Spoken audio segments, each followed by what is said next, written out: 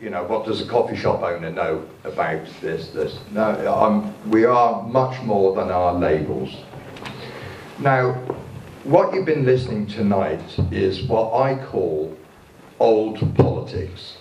Now, this old political game has to stop, right? It must stop. Confrontational politics and that type of policy making on the hoof is meaningless. Everyone wants something here, but wanting something doesn't mean you can have it. Now, what we've all bought into is the idea that free speech gives you a democracy. No, it's a bit like thinking the world is flat. Now, you get used to the word democracy being bandied around as if you have one. I'm sorry, you don't have a working democracy because the nature of government is hierarchical. What happens 2-3 days after we're voted in, we have to swear allegiance not to you, but the Crown.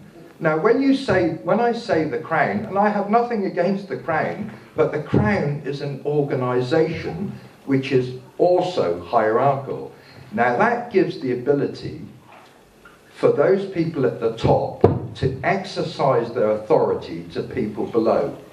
So it is a pecking order. You don't have a democracy.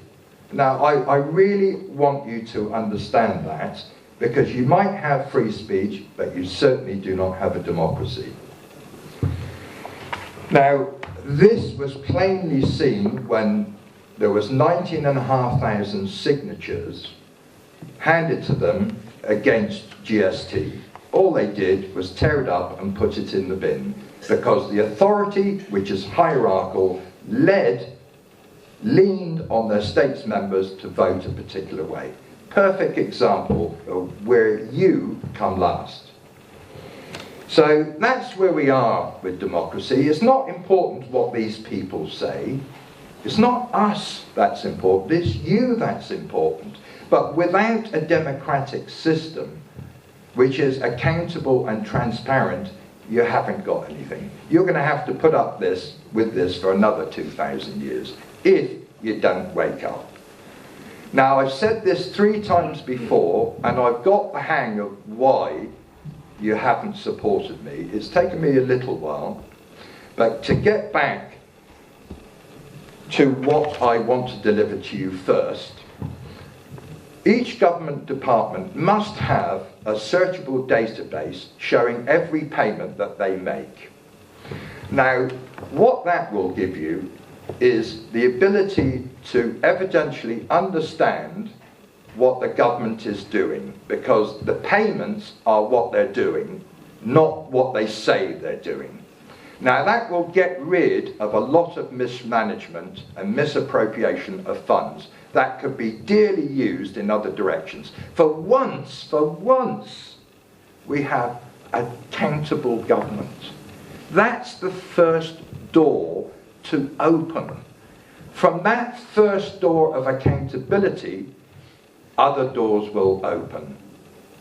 And now there is a latent fear that's all in the system. People can't say their truth, and I talk to many businessmen, they can't say the truth for fear. It's almost considered normal. Oh, I can't say that. If I say that, I've lost my contract. If I say that, I've lost my job.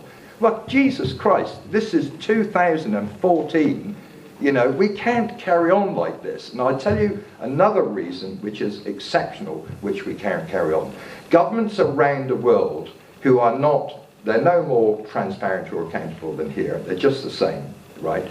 The most important thing to get a handle on is they're struggling to hang on to authority, protecting their vested interests, and they haven't got enough band-aids to patch up the absolute chaos that will ensue when people start really defending their positions around the world. And we're not separate to that.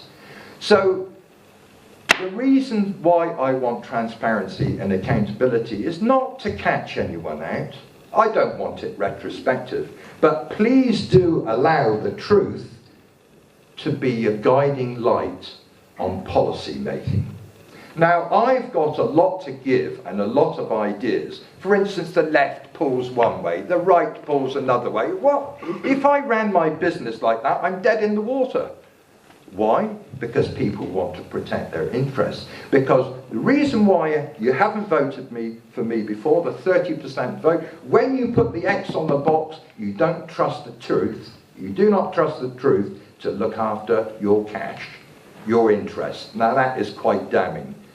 I'm not a Catholic now, but it reminds me of that saying, if you had that faith of a mustard seed, which meant faith in life, not in religion, you could move a mountain. Together, we could move mountains, but fractional policies, fractional government will move absolutely nothing. We're not going anywhere. It's so important to know that you need to have cohesion. If I ask this audience, give me one at a time, something that you would really love to happen on this island. And you know what would happen? People should be saying, yes, yes, yes, yes. Because cohesive thoughts that are positive are cohesive. If you take the fear out of the system, you will bring people together. Unless you do that, we're on a dangerous course. It's very important. I've got a lot to say about education. I've got a lot to say about health. Everyone here believes we got the top end of technology. We haven't. I'm sorry. This is an area that I've studied. We're very lacking in education. Governments have made successive messes in education because they don't know what they're doing. You know what I would do?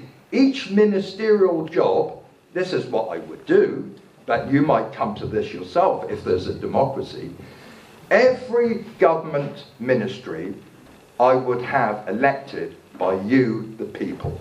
Now that what 30 seconds. Now what that would do, the quality of candidate that would step forward for an individual education, health, would be a completely different person. Why ask questions on any subject when there is no professional here? It's meaningless asking the question. Why ask questions if you know it's not possible, or even possible, or minute as possible, to get what you want? This is, I'm sorry, a bit of a sham.